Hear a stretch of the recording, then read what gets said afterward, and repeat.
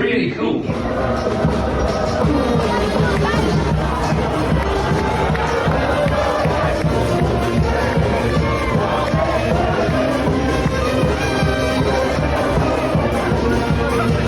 Bonjour, hello, and welcome to the Rugby podcast, your one-stop shop for all things French rugby, top 14, Pro de Nationale, the Champions and Challenge Cups, the French national team with the Six Nations around the corner, and most importantly of all, the brilliant towns, cities, bars, restaurants, people, fans, stadium, wild stories, everything that makes the French game the format we know and love. Rob, what's the orange cap? This is It's the lighting. It's the lighting. You can read that. Oh, Stade Francais. Oh, it's pink. It's. I mean, in my view, it's really bloody pink. It's the light in I can see it. For whatever reason, it's like peachy. I was thinking, like, I don't know, you got yourself down to Narbonne, or that's the only team that play in orange I can think of, or like that. On my screen, it looks like that, the same hue as that brilliant Scotland orange kit. Of however many years ago. But that side, how are you? Yeah, well, I'm wearing the stash of two teams that got famous wins, famous away wins, which we'll come on to. Good thinking. Yeah, all right. I mean, it's about you, mate. The big birthday last week. Your 40th. Big birthday. Mate, you know what? I saw today. I would be the oldest player in, well, as would you, to be fair, before I stitched myself up completely, in I think 3 of the Six Nation squads. Really? Yeah. Who's older than us? Now Antonio's gone. Now Antonio's gone. Charles Olivon is the oldest, 32. Jamie George is older. Thomas he's Francis. school year above us. He's school year above us. Thomas Francis is our year, I think. Is it? Okay. So maybe, so I might still be the oldest in that. And then who was the other one? Oh, it's going to be Dave Cherry. It might have been Dave Cherry. Dave Cherry's 35. Okay. Well, yeah, so that was it. A very sobering Olivon moment. is 2 years younger than us. God, that's depressing, isn't it? Well, the more staggering thing is that Lenny Nucci is 12 years younger than us. Yeah, I'd agree with that. But Olivon, I mean, imagine just having all of that achieved at age 32. Just looking like that, age whatever. Yeah, it's remarkable. I thought he had a few. Oh, I can't remember. It was how old's he? I don't know. It was Russ Petty who puts out some fantastic kind of statsy with a wryness to them tweets. Oh, I'm gonna have to find it now. But yeah, Jamie George, Thomas Francis. There's a lot of colour coding on. Oh, here we go. Montione is 31. Oh no, Thomas Francis is younger. Are you joking? Name check. So the 4 guys older: Grant Gilchrist and Dave Cherry. Yeah. Jamie George, Bundyaki. Oh yeah. Italy, youngest, 33. Nacho Brex down at Toulon. So I think our time is done. So Brex is younger than us. Thomas Francis is our school year. Okay. April 92. Do you know this because you know someone who said he had to go to a Zeus MRI scanner? Is that? Well, I knew he was our age because he went to uni with some of my mates. But no, not the famous MRI story. Google. I just googled Thomas Francis. Fair enough. I'm sure he's really going to want to come on now. I mean, obviously he's listening to this, but I'm sure he really wants to come on. Before he moves back from Provence to Sale. Yeah. I think today we're going to cover a couple of bits. I want to touch briefly, as we've mentioned there, on the French squad. Obviously, best part of a week ago. Certainly the kind of initial rumours, but has since been confirmed, and a bit of chop and changing. Touch on the top 14 and some really interesting results there, and bit of pro day there as well, because that was also a really nice tie round in some areas. So, anything I've missed off, Rob? No, bit of Nationale, obviously. A little bit of Nationale, of course. Yeah, a bit more of a bread and butter round. Like off the excitement of two long-term guests that we'd kind of eyed up from a long while off, of 2 guys that we really wanted to get on. Just back to boring old Rob and Rich. You got the meat and potato of us to get you through these winter nights. Okay, then France squad. I was with you when we were messaging earlier in the week. For some reason, I thought the game was against Ireland was this Thursday, but it's absolutely not. But it's I think even my sister asked me that. I was like, is it the Six Nations this Thursday? It's like, I thought that. I don't know where has this come from? Why does I don't maybe because know. everyone's been so spooked by it being a Thursday. Everyone now thinks it's like Just the panic. 3rd of January. Yeah, Yeah, yeah. So we got a few days left, but so I guess because the I thought that France. UBB backline was very punchy, given they had a game. Half of them had a game like 4 days later. 4 days to go. Yeah, absolutely. Yeah, the whole the whole resting players for New Zealand seems to have gone out the window Yeah, pretty quickly. So yeah, the squad was announced. I think it was last Wednesday, wasn't it? But it was yeah. sort of being drip fed a little bit from that. The headlines, which I'm guessing most people would have known, and the key things were the omissions, obviously, of Damien Penaud, Greg Aldrit, and Gail Fiku, which maybe we'll come on to in a moment. But there are also one or two very eye-catching inclusions. Even by Fabien Galtier extended 42-man squad standards. Probably none more so a guy that we both love, Tom Staniforth, getting his first call up, the big man from Castres and Canberra. But yeah, Best mullet in overall, world rugby. the by far the best mullet in world Although rugby. Jules Favre, I forgot to say this last week, Jules Favre in the flesh at La Rochelle, his mullet is Impressive. lovely. It's just a lovely cut to it. But Yeah, no, Staniforth is Australian as well. Like there's it's got mullet pedigree. pedigree. Yeah, It's a pedigree mullet. Yeah, 100% thoroughbred mullet. But yeah, we mentioned a couple of the big things there. And as you said at the top or alluded to, Winnie Antonio and Paul Boudon. Antonio, before the game against Clermont, right, was ruled yeah, out. yeah. Last So minute thing, I think. he's been replaced in the squad by a man we'll come on to. This is the sliding doors moment of Georges-Henri Collomb being France's greatest ever tight head prop. I'm telling you Yeah, now. they And get Paul Nicolas Boudon. Mass and Yeah. Paul, yeah, I don't know. Paul Boudon is also out initially, isn't he? Which is, even with their back row stocks, he's been fabulous in a blue jersey for some time. So, other than that potted, useless summary for me, Rob, where do you want to go with it? I was going to say justice for Leclerc, but he got absolutely minced by Roderick Netty at the weekend, so maybe not. I'm pretty happy with it generally. I think we kind of touched on it last week.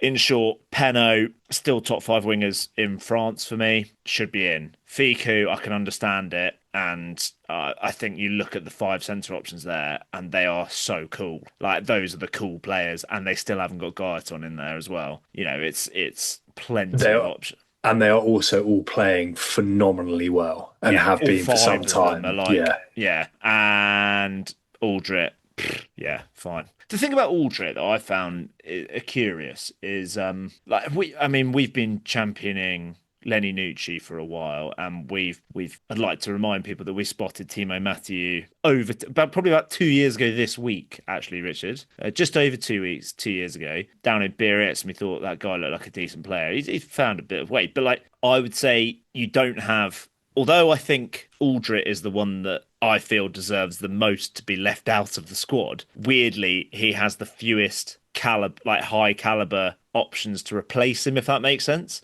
So like I know what you I mean. think Penaud is better than Aaron Grandidier and at this current point Gregoire Foy, but I can see, like, I get that, and they are more than adequate replacements, but Aldrit, I just think, shouldn't really be. He's not putting in. If he wasn't Greg Aldrit, if he was, without, I don't want to drive by on someone, but like, if he hadn't got the caps, he wouldn't be anywhere near a squad. No one would be knocking down the door to bring in, like, no one would be clamoring on Twitter for Greg Aldrit to be playing if he didn't have the aura of Greg Aldrit. Yeah. And I guess But there isn't like the an out and out. performances There's of not an out and yesteryear. out 8 that's like, because a lot of them are from overseas, really. A lot of the number 8s, or they're like a back rower type hybrid, all positions, like Anthony Jelonch or Paul Yeah. Boudon or Cameron Waukee, or there's a lot of those guys, but none of them are out and out 8s, like specialists, apart from maybe Mathieu. Yeah. And arguably, I think Nucci could definitely play there. Like, his playing style is quite like a Dom brand, I would say. And Jelonch has played a lot at 8, hasn't he? Yeah, Particularly yeah, recently. So I don't think he necessarily missed for too much. But yeah, I'd agree. And I think on all of those guys, I get it. I think it's although he played quite well on Sunday night, didn't he? But I think I can't. I think a bit of time away is probably not the worst thing. It yeah. feels like he's not the player he was.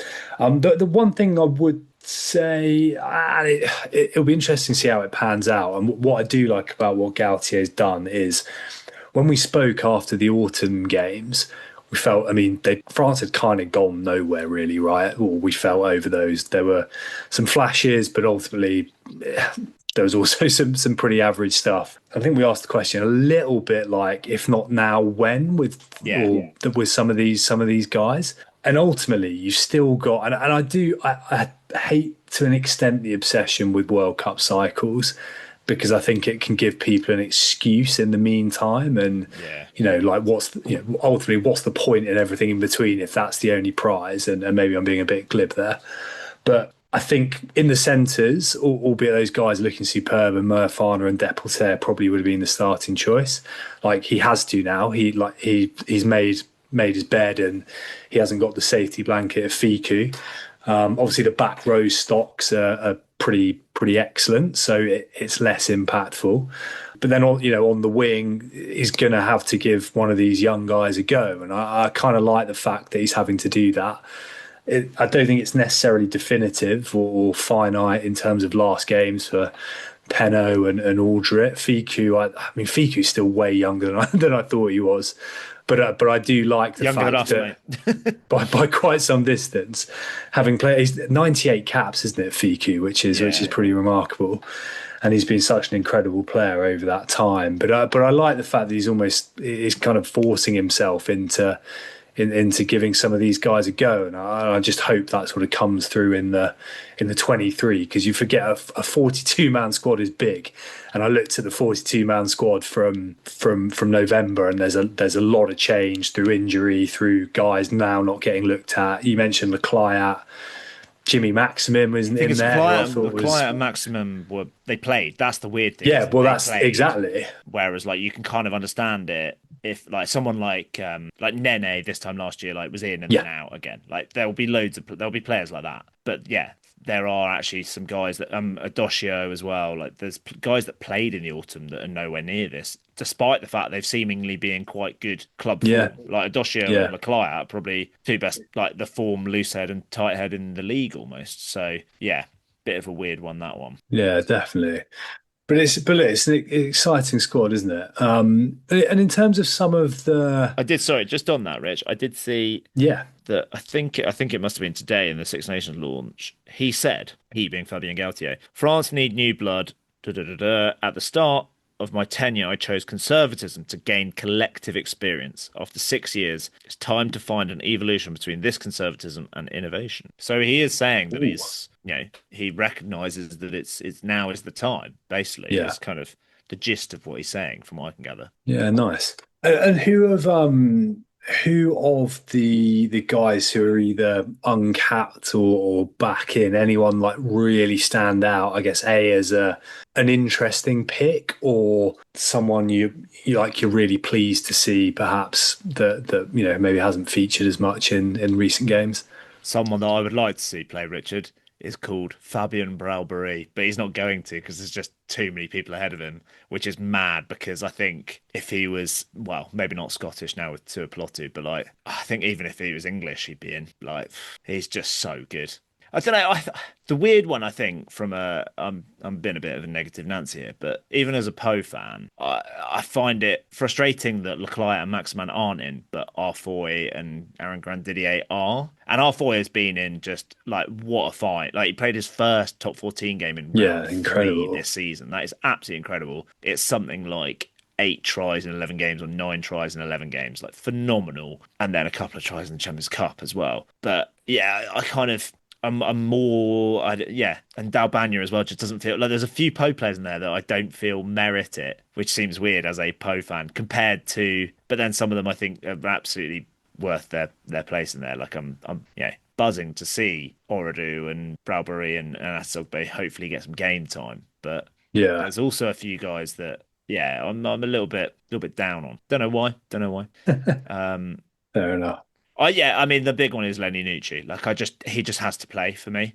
He has to be, and I keep seeing these probables and bib theory things, and none of them have Lenny Nucci anywhere near it. And I'm just like, oh, come on, are we really going to have to go through Anthony Jelonch again? Like, I know, Jelonch is great, but like, if you're talking about taking your team to the net to a new dimension, you don't need a back row of Jelonch, Olivon, and I've missed someone out here, but like Well, I guess Boudon's not playing, is he? Boudon, yeah, And but I like think it's got one of the so many similar players there. Just yeah. like give some like someone with a bit of X factor. I would if it's Nucci or Mathieu, that's really cool. But I really there's a high chance that Francois Cross. There's a high chance the starting back row was going to be the same starting back row from the 2023 quarterfinal. And it's kind of like, cool. I thought we'd kind of moved, or not, no, because Aldrit would have been in that. But, it's like those guys, they're all of the same ilk, really, or the same kind of era. And it's not fresh blood when you've made a big statement of dropping in number 8 and you're replacing him with a bloke who's like 6 months older. It's not, Yeah. Yeah, it'd be interesting to see if there is a concerted effort there, right? Because I think we both felt, as did some other more learned observers, that just the slight sameness, as fine a players as all those guys are, it's kind of stood out, particularly in that South Africa game. Like, needed someone with a bit more, I don't know, maybe a slightly more aggressive carrier, or a little. I don't know. Guillard went off a little bit more pace. Yeah, a little bit one. If it was a bowling attack, it'd be a bit one paced. Yeah, as they say. I do want to very briefly, and I'd who are love you to see him excited to play. see? I've Well, kind of I don't rambled think there. I don't think he's going to play. But I was initially I was surprised by Staniforth, not because I don't think he's a phenomenal player. One, on the theme of age, I actually thought he was older than he is. He's 31, which he could easily go to the World Cup. Right, I thought he was older than that. And I think on his best, he's so aggressive and Yeah, gets through so much work that it makes total sense to have a look at him. I was really surprised just in the context of no Maximin and at the time no Josh Brennan either, being the guy they've kind of had. And I know Brennan also covers the back row a bit more. But it's an interesting call, and it does appear to have come from fairly left field. I don't think anyone really had that, maybe bar a few guys down at Pierre Fab who knew that he was eligible, which I'm not sure I personally did. But yeah, we'll see. I don't know if he's going to make a 23. Probably not. no, I thought just on that, it's very easy to say as a throwaway comment. Does like great work rate, like does loads around the park, but actually he is quite often statistically top of carries and tackles. And I Yeah, think I saw something the other day. It's like tackles and carries combined per 80. He's miles ahead of everyone else. Like in yeah. Europe, it's phenomenal. It's yeah. When we went to the game cast against, because obviously he was out all of last year with Yeah, injury, wasn't he? When we went to the game at Toulouse, he came off the bench, and there was a little phase of play where he genuinely made like 6 carries in about a minute and a half. And it's like, what? Like he genuinely he sort of looks possessed. It's not, yeah. it's not just all. It's not unseen work either. Like the bloke is clattering around with his mullet. So yeah, I like it, and we'll see. I think he's an outstanding player. It looks as though in that squad though he's second in line to Miafu, right? As the tight head lock. I guess depending on what they do with Guillard, whether they see Guillard as the 8, Yeah. Okay. Yeah. Yeah. which maybe they do, given that's only what three games ago he started there. He was fabulous in New Zealand, so Also, this time last year he started ahead of Miafu. Miafu was the guy off the yeah, bench. yeah. So back end of that Six Nations last year when they won the tournament. So it's Yeah, we'll see. But it would be cool to see him get a go. On the second row stocks as well. I do think it's something we've spoken about a bit. But obviously Thibaut Flamon's missing the first game, isn't he? yeah. Which do you think they'll go with Oradou? Do you think they'll go Olivon? I think now that Boudon is out, I think they will go with Oradu. But I think it was going to be Olivon with Boudon in the back row, but I now think they will go cross Olivon Jelonch in the back row and then maybe Oradu. But there's still a chance they go Jegu and they stick Olivon in the second row. Yeah, interesting. Which is, again, it's just a bit mad. Talking of form players that might not start for France, I want to say this now, and it is not something I agree with, but I think there is a very, very, it's a more than possible chance that the first test we see Thomas Ramos at fly half because there is a chance that Roman Ntamack could be back for the second game, and therefore why tear up the script with bringing in Jalibert for one game if it's always going to be Ntamack in the second test, which we don't know, and I don't think it should be. I think you've got to give, like, Jalibert's form is just so stratospheric. He has to play, Yeah, and it's Dan Robson said last week, like, you've got to give him a chance. But I do think there is a significantly non-zero chance. Yeah, you might be right. Of Ramos starting at fly half. I think it's... and imagine the uproar. I want to see it for the uproar, but I don't want to see it. Yeah, I'm not sure I do want to see it for the uproar. I feel like it's... if he's talking a little bit more in terms of revolution rather than evolution and picking these other guys, I think you've got to go... Well, to me, it's an absolute... I think any other coach in the world goes Jalibert, to be honest. Yeah. Who we'll talk about in a sec. Just, oh my God, it's getting boring talking about him. Just phenomenal. But it's exciting, and there are a few little 50-50s here and there. I always think, that slight injection of new blood. Like, we know there are going to be some changes from the established in at least kind of 3 or 4 positions. So exciting to see next week how it pans out. I wonder if they'll, like, because it's a Thursday game, I wonder if they'll go like the Razzie Erasmus early announcement, but on like Sunday lunchtime or something absolutely absurd like that to really get the juices flowing. Bit of kidology. I think to go late, it will blatantly be like Wednesday afternoon or something. Maybe. We'll see. Also on that, and just a final thought on, I'm so bored of squad leaks and things. What happens to get, like, you actually wait and then you get surprised rather than like someone dribbling out 36 hours early that Peno is not picked? Like, it's boring.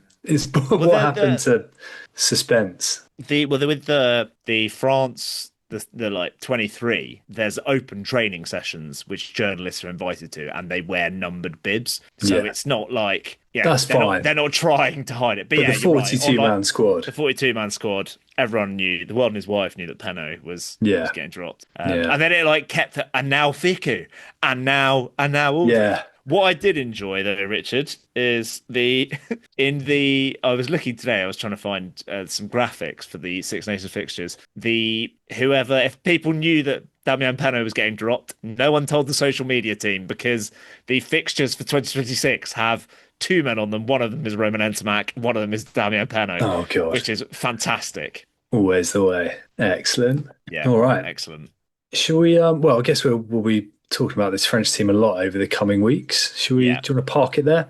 Yeah. And we'll see what happens for the Ireland game. But let's talk about what was genuinely a really interesting round of top 14, and not just because of the first v second, third v fourth, and so on. Which someone put did a bookmaker or someone put a stat like the statistical chance. It was like one in. Or did you work this out? No, I saw it on the top 14 account. Okay. On their social media, it was less than a 0.02% chance. That's mad, isn't it? I'd like to see the workings on that, but fair. I assume that's like across a league, or I don't know. Yeah, but it was pointed out, I think, first on this podcast. I'm claiming it because we noticed it. No, hey, I didn't hear any other English speaking pods talking about it. Yeah.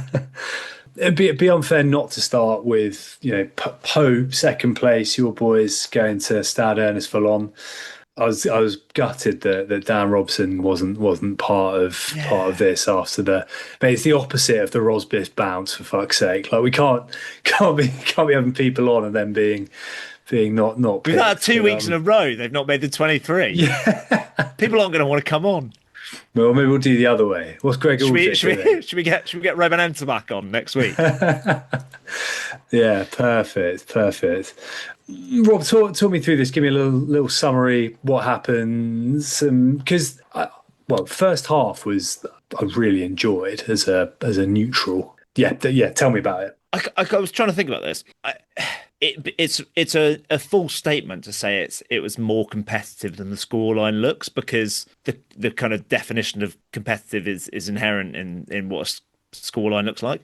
But it was, if you didn't see the scoreline on the TV and just watched the game, but it broke up just before any of the tries were actually scored. You'd think it was a very even game. If you didn't see anyone cross a line, you'd think, Jesus, this is an absolute thriller, and they're both going for it. But for some reason, in the first half, Toulouse ended up with 40 points and Po ended up with 15. Po got off to a flyer. It was really even, and then I think this game hinged around the two Antoine Dupont yellow cards. The one not given, where that's actually where it's still pretty even, and Po, I think, take the penalty there, and if they actually butcher a try, they should score a try from parts of that. I do also think it's a yellow card because he knows what he's doing. You just look at his arm is so far out, and you think then if he gets that yellow card, then that could be much more competitive because it's earlier on in the game. But by the time he gets the actual yellow card, 50-60 minutes in, the game's gone. And the game was gone kind of half an hour in almost, because Toulouse just kept scoring tries and Po weren't scoring tries, even though they have some great attacks and they looked pretty good. I kind of can't quite pin what happened, because other than Toulouse just being completely clinical, and I also don't think it was, Calvin Gorge looked amazing in that first half, and I don't think Po defended badly. I think Toulouse were just scintillating. They were on it, and they were playing with so much pace and so many lines of running. Guyton made loads of good tackles, and it's but they're still being cut to shreds. It was just, I think they just got them on a bad day. Yeah, it felt like the bits I saw most of the first half and was a little bit disinterested after half time. But I mean, Toulouse, as you say, Toulouse dominant, but Po played some outstanding rugby in between that. It wasn't a case of Toulouse's excellence necessarily stifled Po when you know what I mean? They weren't squeezed out of it. No, although they did struggle at the scrum. In the end, they were, but in terms of in that first half, But they played some fabulous flowing rugby. But you're right, Toulouse. It was kind of like that all court, ominous Toulouse performance, wasn't it? Where you're just not going to live with them, in spite of it being, and obviously pretty much every team, I think with the exception of Stade Francais, who kind of got within 10 points, right? A lot of the teams that have been hammered there have sent some fairly interesting sides. Not all of them, but there have been a few. Cass sent a decent side as well, and Po were pretty much full click here, obviously bar the unavoidable injuries. And it was just, I don't know what you can say when it clicks that well. Do you know why it clicked so well, Richard? Because Ramos played 10. Well, maybe. I say that slightly facetiously, but they looked so much better with Ramos at 10 than... There were games earlier in the year when they looked unbelievable with Ntamack as well, didn't they? Yeah, that's true. I think it's just that, kind of like Dan said last week, at the 9 p.m. kickoff, they're just a different beast, and for whatever reason, they're slightly unstoppable. They're averaging over 50 points a game at home. Yeah, incredible. In 8 or 9 games, it's madness. And I think the Stade Francais are the only team that they didn't score a try bonus against. Yeah. I think that was like a late try or something, I think, for Stade. But yeah, I mean, they were brilliant. And Rodrigue Netti at scrum time, I thought was really good. A guy who did he get back on the bench in the autumn? I don't know, but he played against Fiji because he should have been red carded for basically headbutting someone. But the replay went awry as it was being played on the big screen. And Georges-Henri Colomb was good off the bench, mate. A vintage the try, yeah. When I saw a still of him, because I was trying to avoid the rugby results because I wanted to not watch the Exeter Bristol game, which, oh my God, if I could pour something in my eyes to make sure I didn't have to see that again, I would. In some of the worst conditions, avoiding the results, last year when I avoided the results for Toulouse versus Bordeaux, that Champions Cup semi. Yeah, you can avoid the result for that, or you can avoid the 8-3. 8-3. But you were delighted you avoided the score for that. Oh my God, it was incredible. But I saw the still of Georges-Henri going over the line. I was like, oh, amazing! Someone's popped him the ball on the try line. He's rumbled over. What a treat, therefore, when he's been given it with 15 metres to go. And it's just skittling people. There's a little step in there as well. There's a little step. But he goes outside and then gets bored of that, so it just goes back into the defender. Yeah, he scored one in Incredible. Argentina, didn't he, a few years ago in that tour? Just Yeah. bowling ball. George Henry, what did we find out Colomb means? I think it means dove. Oh, was that? It's Oh, like yeah. dove or Colomb pigeon. is. Well, Yeah. Colomb, because Colomier are les Colomb, right? They're Oh, Dove yeah. is, Yeah. yeah. George Henry the Dove. Not What a boy. not a peaceful offering in sight on Saturday from Big GH. Amazing. Calvin Gorge was fantastic. He was really, really, really good. For Poe, Browbury he's just better than a lot of players in his team, which is remarkable given how good his team are. He just makes yards every time, and I don't know. It's mad that he's not going to play. Because Mo Farner's so good. I'm trying to think who else impressed me. I thought Thomas Southerby, the young scrum half, was actually he's Very got a big old lively. boot as well, which I noticed in the Northampton game, but I saw again here. Yeah, look, he looks a good player. I thought, yeah, nothing. Zagur was decent. I think they could have done with like Credos starting as maybe just someone to slow down some ball. They could have done with a little bit more. Montoya tried his best, but they just need someone to slow down some ball, and they couldn't live with it. Yeah. Impressive stuff as ever from Toulouse at home. There were a couple of fantastic away wins, which we'll talk about in a moment, but broadly, the other home wins, Toulon in what turned out to be the graveyard slot because of yet more ridiculous rain down on the Med. So that was bumped from Premier Sport. I was thinking about this, like when I was watching the highlights today. It's like Ville de Toulon, and there's palm trees in the background. And it looked like quite a nice day. I'm like, hang on, there's been 2 games called off. Crazy, like isn't people it? are renowned, like people like, oh, Johnny Wilkinson when he moved to Toulon, like he was, he loved living on the Med. It was glorious weather the whole Injury time. free because of the hot weather. Yeah, like, the all that hot sort of weather. thing. He's eating bread. Like, oh, Yeah. what is going on? Global warming. What are you doing? Microclimate down in Toulon, who in the end just kind of held out 30-27 against Montpellier. They scored 2 wonderful tries. Yeah, Gail Drayan Drayan looking good. Yeah, looking very, very good. And then Racing Ollie Cowie Lyon. with a little dink through for It's nice. Clement. Nice Which I still to see think him was playing I still think was a more. knock on. But I don't know whether it's like one of those ones where you drop it on and then you happen to kick it. It looks a bit like that. But I'm pleased to see Cowie getting some proper time in a Toulon shirt. I think he's really big prospect. He's been the thing that's transformed their attack. Yeah, looks thing. Maybe so. That, and maybe that's what he just look on Mignoni's clipboard. It just says like ball to Cowie, and that's all that's needed. Maybe they just needed someone who could speak French and English. Possibly. Sanzel's English just wasn't good enough. Yeah, whereas now maybe. they've got bloke who's bilingual. Possibly. Another real tie, and I've seen some highlights on this on YouTube, and what can only be described as some sort of pirate French rugby station. Racing 92 Lyon. Racing, who won by a point, I think, with a 79th minute Antoine Gibert penalty.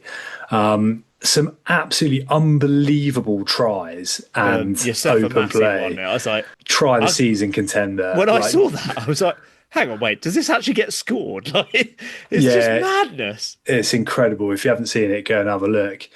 Mate, everyone was up to their tricks in this one. Like the FTSE index, after a quiet few weeks, and we'll talk about Peniasi Dakuanga in a minute as well. But the Fijian flair try scoring excellence index was off the charts in this game. Like Tuisoba and Hambosi, Wine and Colo was doing some ridiculous stuff as well. Yeah, the Massey try is a joke. FTSE that actually, isn't it? Like with Massey, Wine and Colo, those 4. Ravantamanda was playing as well, wasn't he? I think so. Yeah. Hughes playing. Yeah, and scored. Yeah, it was brilliant. And a word also, I'm totally unobjective, but Sam Simmons, he glory extra days, like 80 metre, 20 like bust upfield from the restart. I had a look at the stats, which doesn't tell you much, but made 23 tackles and 100 metres in attack. Oh my God. It's quite a busy game, but I feel like maybe that was probably sort of game where most people were doing that. It had that kind of energy to it, but that was a lot of fun. Ultimately, though, Lyon are still crap. Well, they're gonna smash someone. Have they got to go to Toulouse yet? That's what they're gonna do. What they did at Bordeaux this time last year, and they're gonna rumble someone like Toulouse. They've basically been in. I was looking at like one one of those charts, and it's like the bottom three in those charts are just basically completely flat, apart from like a little kick up where Perpignan go Just ahead of started to, Montauban. Yeah, yeah. yeah. And just anyone listening to this podcast, I'd assume has some sort of passing interest in French rugby. James Harrington, who we've mentioned, quite a bit, fantastic French rugby journalist, is doing a newsletter, which I think there's only been a couple of editions. Give it a sign up, not just because he name checked our interview with Dan Robson, but thank you for that, James, anyway. But also there's a fantastic like post-match review and a lot of like post-match comments from some of the games, which I think is one of the things that we sometimes don't get right on. You don't get like the manager or the captain 20 minutes after the final whistle, so you struggle to get that sort of post-match going on. Apparently Mikel Guillard in this was venting his frustrations at Lyon's lack of patience in terms of when they're in. He said the translation was, when we're in the 22, it's like everybody wants to score the try, which I thought probably sums up Lyon quite well. But yeah, definitely. Martin Melions did well in this game. We scored a lot of points. I feel like he only ever plays well against Racing, because I think he came from Racing, or he might even still be on loan from Racing. But I feel like there was a game last year where there was the draw, wasn't it? And he like nailed one from long distance. That was Lyon, wasn't it? Yeah. Yeah. I feel like he's had like 2 good games in the last 2 seasons. They've both been against Racing 92. A bit like Paul Abadi, just a surprise selection for Stade Francais at 9 because he's playing against his old club. I feel like they do that quite well, actually, the French coaches. They just be like, just get him in against our old clubs this one. Yeah, I'm just looking now. Yeah, it was Racing, and yeah, last year it was the draw. Again, that was at La Défense as well, wasn't it? Yeah, excellent. What have we missed in terms of home wins? Oh, Perpignan obviously went clear of Montauban. Yeah, and I guess they're in a winning patch, sort of. Perpignan. Yeah. They are. They're like in the league. They're 3 from 4, aren't they, or something? Yeah, I think they are. I've not seen I've not seen either of the tries, but did we get any more for the FTSE index from Dungivalu or Yato? Well, Yato did score, and I know Yato scored 2 and Dungivalu scored 1. Oh, I haven't seen the Dungivalu try. Need to do my research, but I know Yato was also in the Midi Olympique Team of the Week. So yeah, proper Fijian round this one, but well done for Perpignan. Shout out to Jolly, who was down there with a few with Joe Worsley, it looks like, in the stands, which was looks quite good fun. How was I've still never been. It's one of the few on my list. How was it? Feels like quite a while ago you went, Rob. Is it up there, the Stade Aimé Giral? Yes, although they lost. So... I was going to say, didn't they lose again? Yeah. I did check. I actually did the calculation.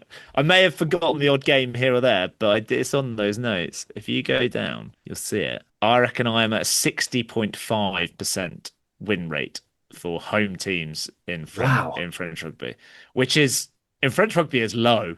That is low. I'm not gonna lie. I thought it was gonna be about 50, but there was a few that went on a good run at some point where loads of teams won. But I'm gonna have to do this myself because I'm maybe not quite as poisoned, but there's been some notable ones.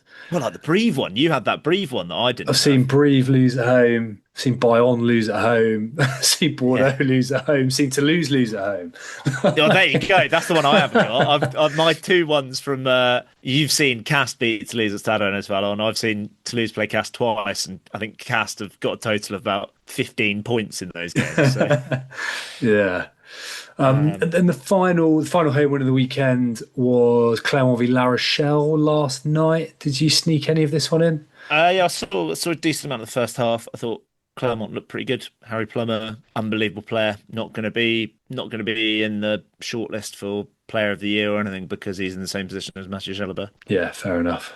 It was very, I thought it was quite direct from Clermont, unsurprisingly. Yeah, although there was one I switched on literally for like 2 minutes, and Clermont made about 6 offloads in about 30 seconds, and I thought that might be them done for the game for the year. Who knows? But I quite enjoyed that little interlude. Thomas Sate, wasn't it? Yes, yeah, it was very good fun.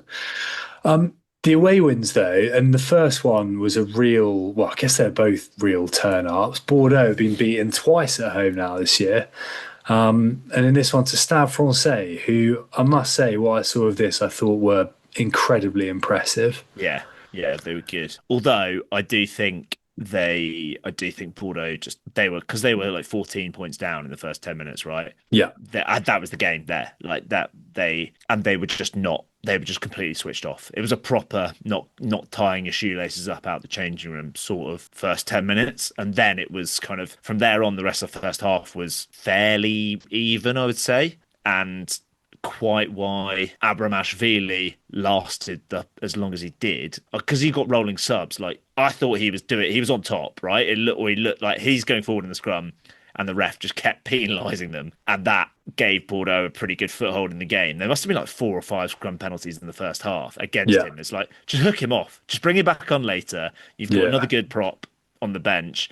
This guy's a good prop. He's just getting the wrong side of the ref. Just take him off, hook him off, and bring him back on later if you need to, which kind of brought Bordeaux back into it, as well as possibly the clubhouse leader for own try of the season from Peniasi Dakawanga. Yeah, it's lovely, wasn't it? I think the fact that it needs the burr fingers, the butter fingers of Leo Barre, or Butterfingers Barre. Burfingers Barry. It's a bit of a stretch. I'm not sure the phrase translates into French. Yeah, I wouldn't have thought so. I think I've seen it somewhere, but yeah, he fumbles it, and that kind of maybe takes a gloss of the cleanliness of the off the deck offload 1 meter from your own line to a player not expecting the ball. I think that's Yeah,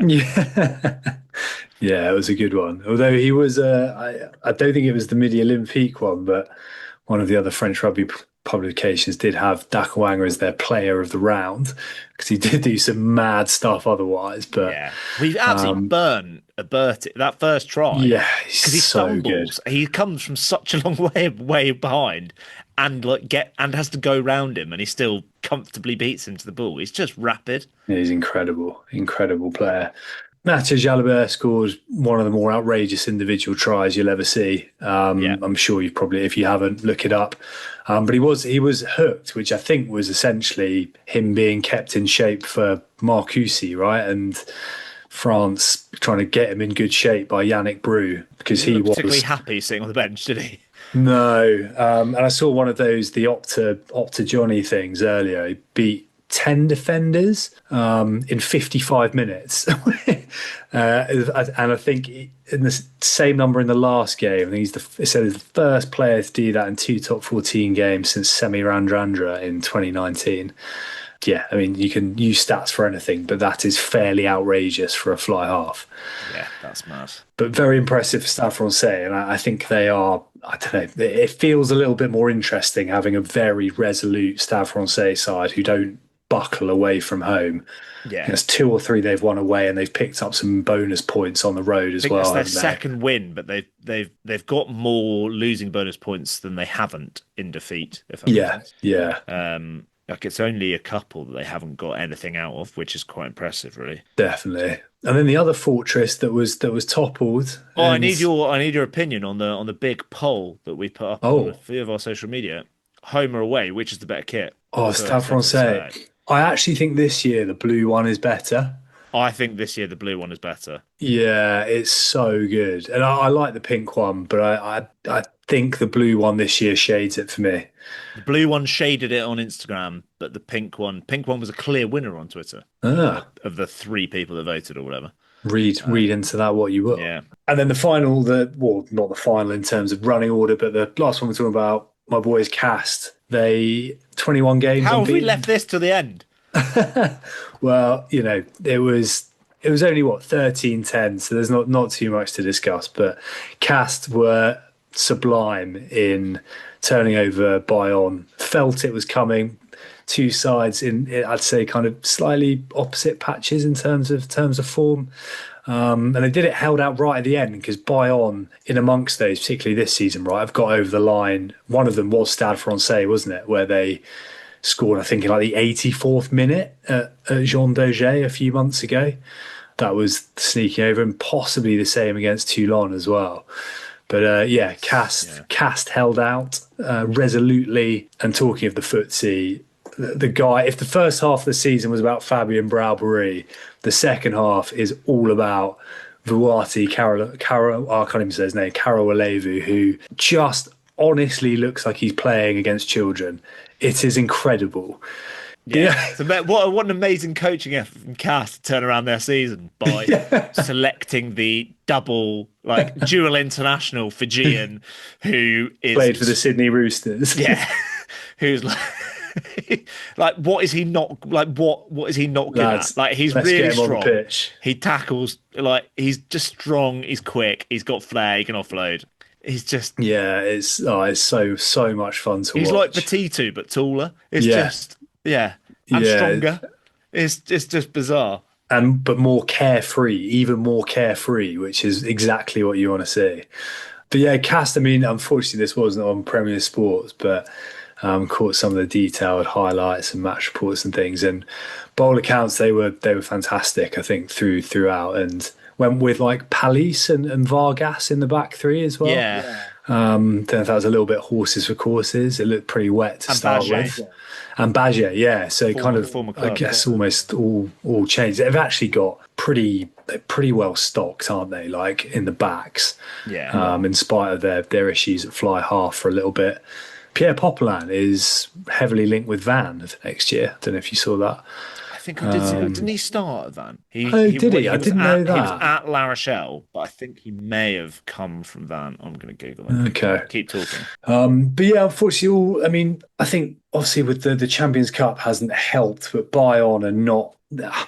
Arthur Turia, again, this was highlighted in James's article, mentioned effectively, you can't be expecting to win games in the last minute all the time. Sooner rather than later, you'll crack.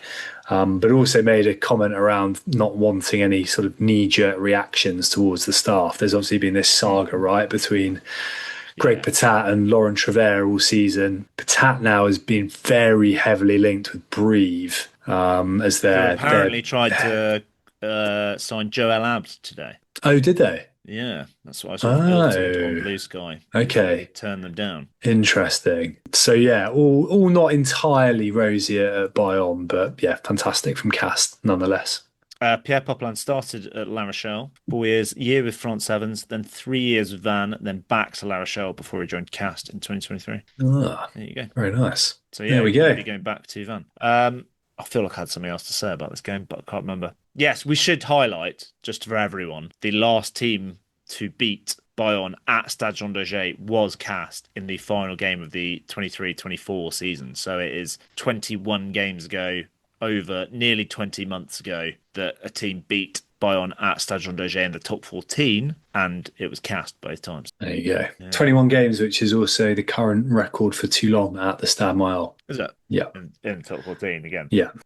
Yeah. It was a fantastic round. Anything ahead of next week, Rob? I guess Toulon on Sunday evening is an interesting one, isn't it? Toulon have surely they're going to rest some players at some point. Come on, lads, you've gone full strength for like 4 or 5 weeks in a row. You've got to, don't want too many strong players going to Po on a Sunday night with a 2-week break afterwards. Yeah, it's an interesting one. Be interesting to see who Po get back in that one. I think about 25-ish tend to get retained, so it's pretty much kind of like with England, the week. Well, not that England ever have any fixtures, or English clubs ever have fixtures around the England games now, but yeah, like the match day 23, a couple of others, and yeah, so you would think that Po might actually get few of their players back. Yeah, I would have thought so. Whereas Toulon lose Olivon, they might get Drayan back. So that's another interesting one. Danny Priso's with the French squad as well, isn't he? He is, yeah, sorry, yeah. Yeah, I think they'll probably get him back. Probably, right? Yeah, I would have thought so. Very nice. Bayonne go to Toulouse, Perpignan to Racing, or Montauban host Bordeaux Bègles. Good time to get them, mate.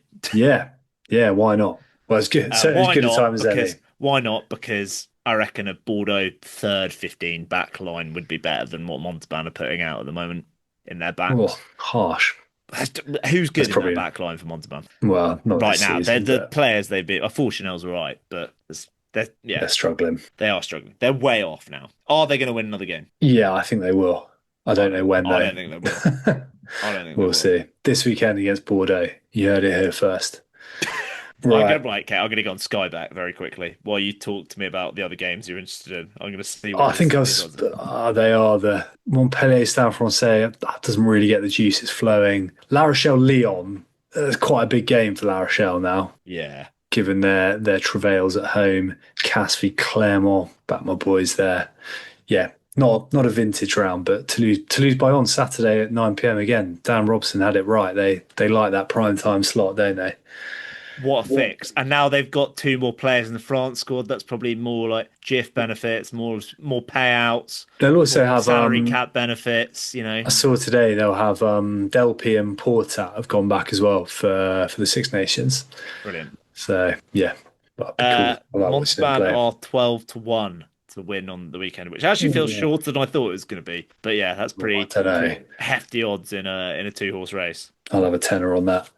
Right, let's as part of top 14 and come back and talk about some real stuff. Bit of pro day there.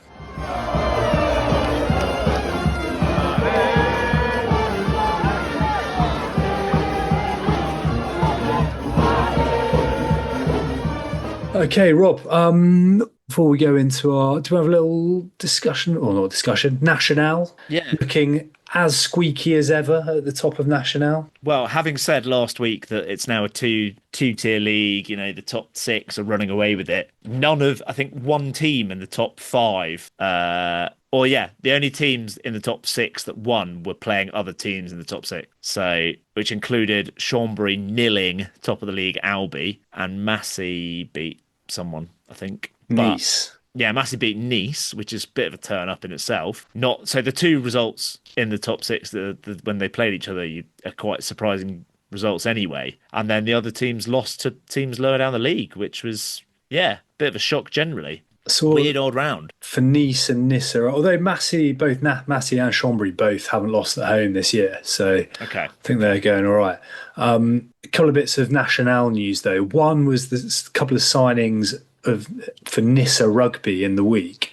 The really eye-catching one being guy who played for Poem was out of his contract, Joel Kapoku, and then Tyler Morgan also signed, the former Wales international. So that squad is only getting more and more pumped up, and they're clearly very, very keen to have I imagine a fairly aggressive crack at Pro Day Deux next year. Yeah. I mean, I think you could go down and look at the players that are capable of playing top four, have played top 14 rugby in the last couple of seasons. It's just there'll be over 15 of them now. Yeah, definitely. Yeah, it's pretty punchy. And then a couple of other little bits of Nationale news. One was, again, Nissa Rugby, a bit more of a Petit-Fours, but I thought I'd drop it in here.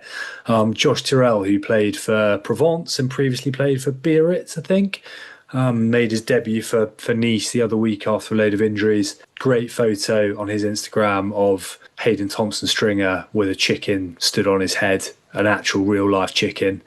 Go and have a look at that when you get a moment. Right. And then the other thing which I really liked, so I was looking up our boys Marc-on Barruel, and mainly because obviously Italy are playing France in Lille Sunday the 22nd. Marc-on Barruel, unfortunately, are away that weekend. I was hoping we could send some sort of contingent down there to see our man Victor Fire Ballas Burrell, who has been injured for start of the season and for a couple of months now. However, he was part of Marc-on Barruel's fantastic promo with a local bar cum restaurant La Friche in Lille, which is a bar which will be showing all of Marc-on Barruel's away games. Oh wow! If you want to go and watch them. And there's an incredible high definition photo of Victor Fire Ballas Burrell, our cult hero, hammering a cheeseburger with the full, like the knobhead influencer, like the cheese is kind of, I don't know what you call it, like the string of cheese is moving away. He's doing it. It's top tier Nationale content. Excellent. And I was just looking at the fixtures, saw that just some wild stuff yet again. Sorry, and do one you more reckon that's like nerves? that. Do you reckon that's nerves? Do you reckon that's like early? The nerves are set in, business end of the season. Well, Narbonne were 19-0 up away at Rouen and lost 2019. in that game. So That is nerves. very possibly. But interesting nonetheless. As for the second division, we are 18 games in and we've still got 40% of the season to go, which feels like quite a lot. And that's before the barrage and finals and access matches. You're not going to countenance my questions of are Cox undone, are Grenoble out of it? Because there's 12 games left. There's too early. Okay.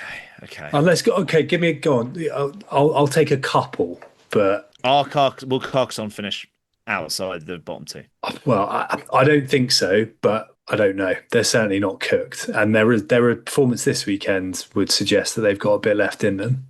Will Grenoble make the top six? Probably not, but yes. I think they might do still. Yeah, I think they might do. I think that gap to sixth isn't as big as I thought it was. I think they've got more in the tank or more room for improvement than Brive, and Brive are in sixth. And I think the teams above them, I just think the teams between Brive and Grenoble, so like Agen, they're all, and Aurillac, they're all like faltering now. So it's only the gap to Brive they need to worry about. Yeah, that's fair. And they've got also, if you look at the next four games, are really interesting. So they've got to go away twice, but to Biarritz and Béziers. Then they play Brive at home, and then away to Nevers, whose faultless home record is wobbling. Well, I'm going to try and see if I can get this to come through the microphone so Mont-de-Marsan got out to a lead in this game. So Mont-de-Marsan, who haven't got any points away from home all season. Nevers, who up until they literally didn't have a single point away. No.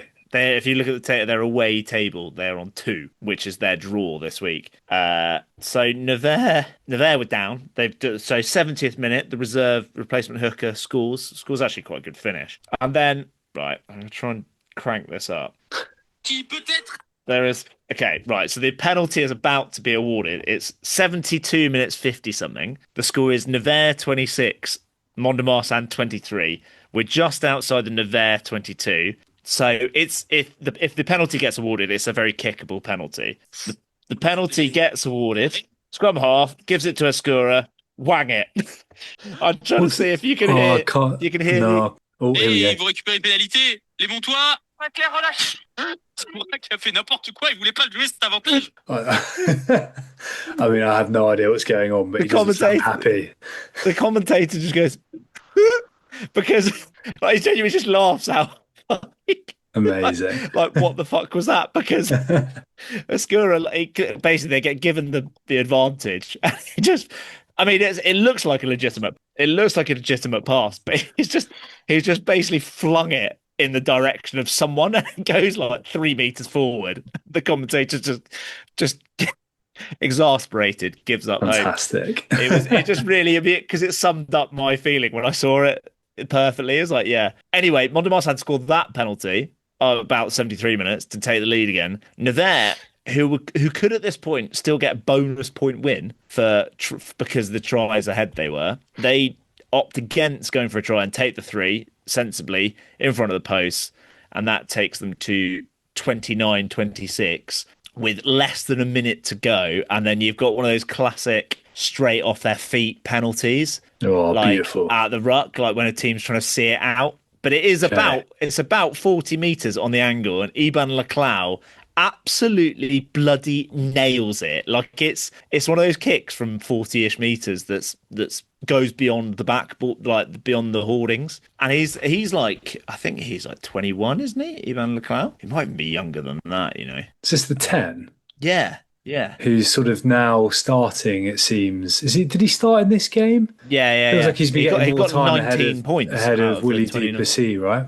Yeah. He looked amazing. Like his goal kicking is fantastic. He is 21. Yeah. And I feel like he did something amazing in one of their other wins. Anyway, he's been pretty good from what I can tell. 21-year-old coming in from Mont-de-Marsan. I mean, they've got like. I mean, that would have been. It's a big 2 points for them, isn't it? Even where they are now. Yeah. Carcassonne pushed Valence pretty late, 24-17. Valence, who, I mean, they're still going really well, but the start of the season they were hammering sides at home. And I don't know if some of it's weather related. I know they had that 8-0, didn't they, against Béziers, but those margins have tightened ever so slightly. The other Still got a pretty good impressive pack though. That's the thing. they have, yeah. I mean, they're a brilliant side and they're well worth where they are in the league. The other a few impressive away performances. Colomiers beating Agen on the Thursday night. Their 6th away win of the year out of 9, which is pretty remarkable, isn't it? Yeah, really, really impressive stuff.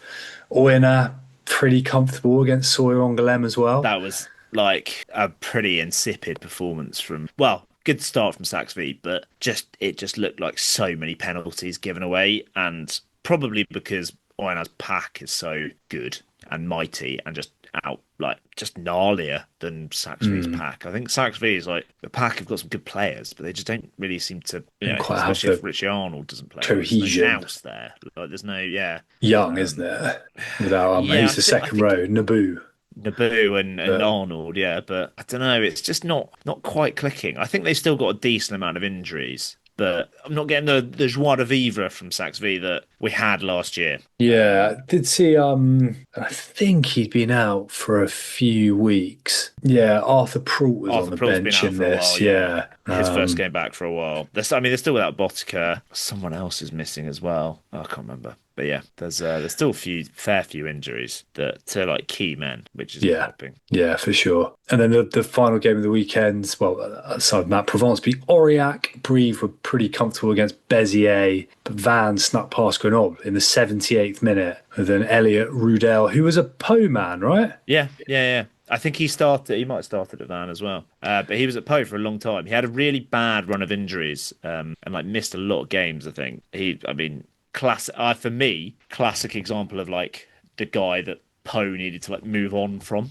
Like the kind of, he is very much like the lower third of top 14 sort of player, like no longer young sort of thing. But like when he signed for Van, I was like, he's going to be pretty useful in Pro D2. And he scored that try, but he also set up the first try that they scored on a counter attack as well, which is pretty good. Because like this game, it's one of those games you can hear the players like running. It's that damp, but you can also hear that they're struggling for traction. It's that bad, like it's that wet. Because that's like last minute. There's I couldn't see who it was. There's an amazing turnover on the 22. Yeah, like a clean, like rips it, just clear, nabs it. 78th minute, like proper pickpocket, isn't it? I couldn't see who it is, and I couldn't work out who it was from Van. But good sign. That's half decent signs for Grenoble. Like, yeah, talking of how wet it was underfoot. Like Roman Trouillou was banging them over from everywhere, and he looked sodden. Like he looked heavy in the sense that his shirt looked like it was weighing him down. It was that wet.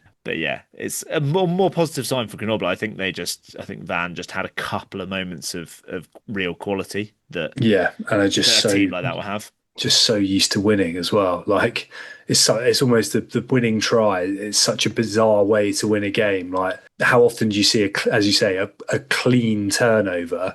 3 passes later, it's a try. It's kind of a bit shell shocked. But it's also like to find Rudel in the space. Like there's a pretty long. There's a lovely pass. Is it Pierre Boudon or is it? I can't remember if it was. I can't remember, but you're right. It's given how wet it is really impressive. Skill, execution, very, very good. See who the ref was in this one? Tool Tranini. Yeah. Well, mate, the man who loves his sort of hiking boots to referee in. They're suiting him down to the ground. Nice pair of Berghouses to keep him going. It was Pierre Boudon that threw the big nice. Long ball. I don't know who. I still don't know who the is it Jeffrey, the replacement Pat Ray? Could be. Yeah. It definitely wasn't Pedemonte because he was off the pitch. So, and Van, again, they love the limelight, don't they? They'll be on FRUK on Thursday away to Oyonnax, which is really nicely set up. Oyonnax in proper, in some real form. Should have won away. If you love kicking pragmatic rugby, that's your game. This is not This is not the free-flowing, the reckless abandon, these two. Oh, I think Van. I think that needs to. I think that their first try in this game is an absolute worldie. Oh no, it's a winger picking off a hooker. Like they're averaging like 33 points a game or something. Van. Mate, the most flair player in that Van team, ball in hand, is Maka Vunipola. Yeah, but I mean that's any team. That's any team. So that's saying nothing. But it should be really nicely set up, and it'll be interesting to see. I don't think I've seen Oyonnax on not for a little while. They did have a game a good few weeks back, right? They were on the Thursday night. So there was a lot of focus on Vincent Debati having let himself go. Yes, there was. Been on those kebabs in Oyonnax. I think it was away at Van. Yes, you're right. There's some lovely pictures of him strolling through the town, looking hefty. To be fair, like it should be a pretty good game because the Oyonnax pack is clicking and it's a pretty similar makeup to the Van pack. I did notice in the game at Swinglem it was the Georgian halfbacks as opposed to Ruru. We're going to see Ruru versus Ruru. Maybe for the first time. It didn't happen last time. The Ruru brothers. Hopefully, but fingers Ruru crossed. didn't start. And it was the Georgians, which is kind of mad. I mean, presumably they won't play this week either because they're going to go away. I imagine they'll go with the non-Georgians again and pick the. Yeah, would have thought so. Quite looking forward to getting a bit more of a look at Oyonnax. I want to kind of see a bit more of the outside backs, like the likes of Moorland and Paul Oredu. Yeah, definitely. Rather than just Moorland's very highly rated, isn't he? Yeah. Be nice to see how he performs.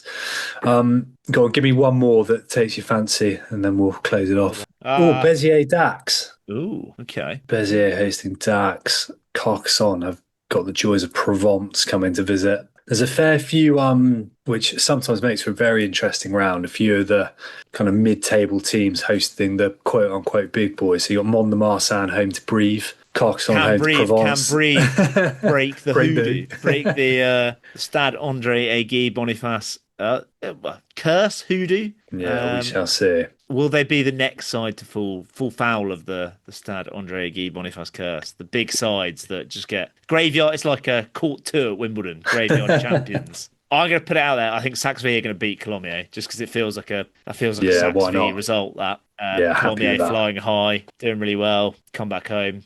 Especially if they haven't got Delpy, then that helps. Yeah, makes a big difference. Very good.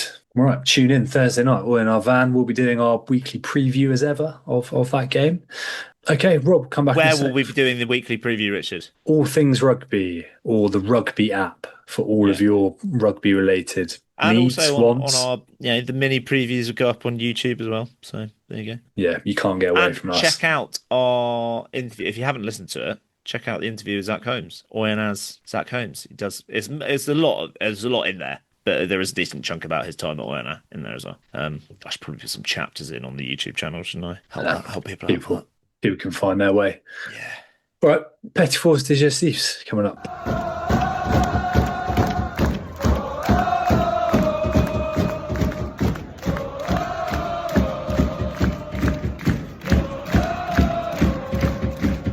Well, it's been a busy old week, but has anything off the pitch, anything on social media, anything weird and wonderful caught your eye this week? No.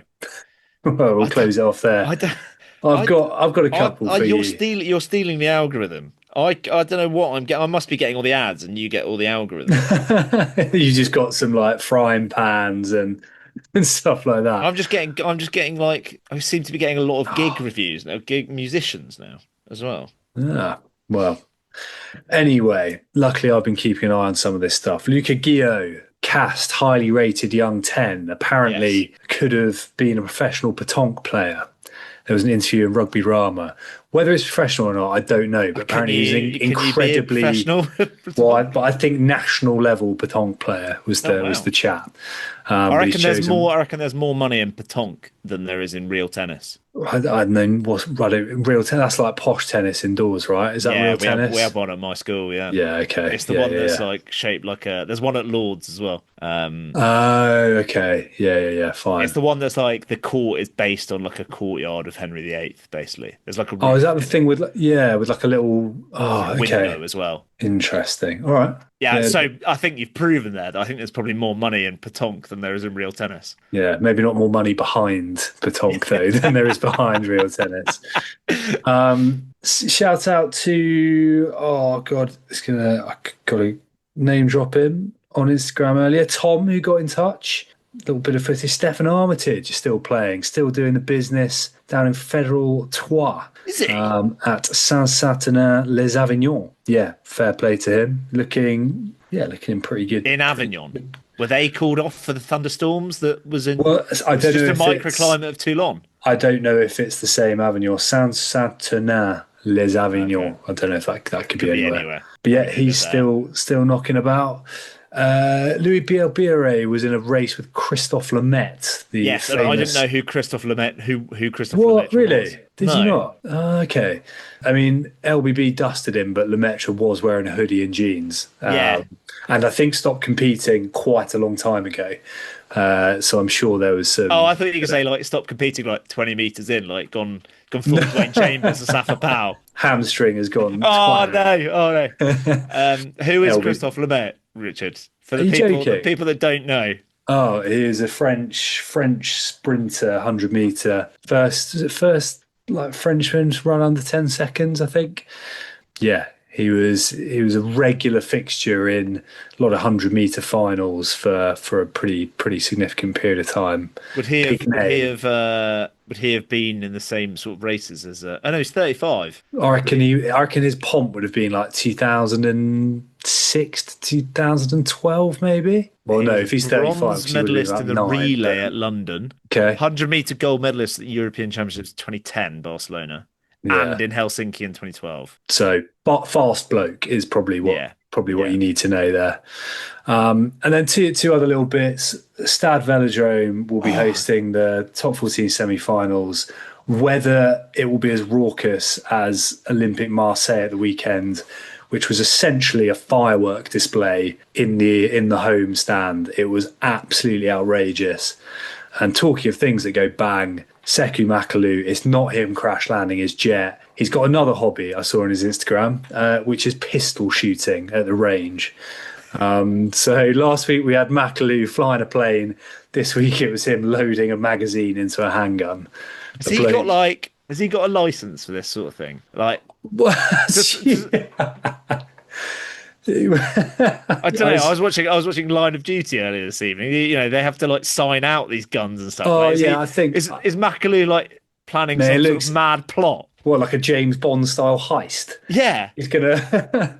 That would be quite. He's slowly infiltrating. He's just infiltrating some sort of circle of like elderly men to get all these tools. I don't know, mate, but he. I mean, I can't say I'm one for firearms, but I imagine he looks pretty cool with a gun, old Sekou Makalu. And I imagine he looks pretty cool in a plane with his pink Louis Vuitton holder as well. I'm looking forward to next week. What hobby comes out next week, or what, like crochet? What else would be in that sort of ilk? Skydiving. Yeah. What else is part of this heist that he's planning? Face painting. Face painting. I'm trying to think of money heist back in the pandemic days. What did they do in that? There was all sorts going on. Anyway, yeah, just an incredible human being. We love him. And I think that concludes us, Rob. Should we leave it there? Yes. Six Nations is on the horizon. We're back next week with news, hopefully, as we get closer to the fantastic first fixture Thursday night. Bit mad, but it should be a lot of fun. Follow us at Rosbiff Rugby. Get in touch, rosbiffrugby@gmail.com. Look out or slide into the DMs as Tom did earlier. Please do slide in. allthingsrugby.com, the Rugby App. We'll be writing on that. Keep an eye out. And that is us out for the day. I've been Richard. That has been Rob. We've been the Rosbiff Rugby Podcast. Au revoir. Au revoir.